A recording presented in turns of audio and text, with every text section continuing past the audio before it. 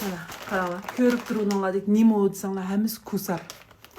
Bu kusarni shunchalik yaxshi ko'rdim, shunchalik ko'ndim. Qaranglar, gullarning ma'nodek bir qitimliq kusari. Bir qitimliq kusar degan gap nima? Bir qitim kelib yuvasak, tashlavasak bo'lamdi deb qaranglar. Buni qayta yub kiysanglar bo'ladi. Mana ko'rib turganinglardek mushundaq sifatda keladi bolalar. Buning eg'i 100% paxtajmi? Eg'i taraf 100% paxta. Mana mushunda holati chiqadi bolalar.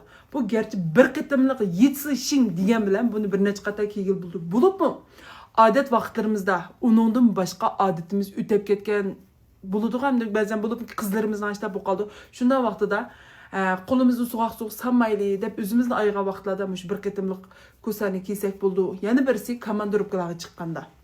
Bu bek rahat chiqdi bolalar, ichidan yetib chiqdi. Mushunda holatda ranglarimi bek chiroyli ko'rdinglarmi? Atrang, maysrang, to'g'ri. Mushunda holat chiqdi. Mushuning ustidami bor bolalar ko'rdinglarmi? Menshi. Jumaylar kiygan kiyib tashlab bo'ladi. Yo'q, buni tashlasak bir isrofxo'rlik bo'lib qoldi ekan. Yub bir necha qata kiysak bo'ldi ekan deganlargami bo'ladi jumi bolalar. Bek kuyunisizlar, qizinglargami, apringlar xonim qizlar, o'zinglarmi ap kiyinglar. Jon degan kun chechakilmaydi bolalar. Shunga, ma eg'i taraf 100% paxta chiqdi. Xotirjam bo'linglar. Mushunda holatda men bek tavsiya qilmayman.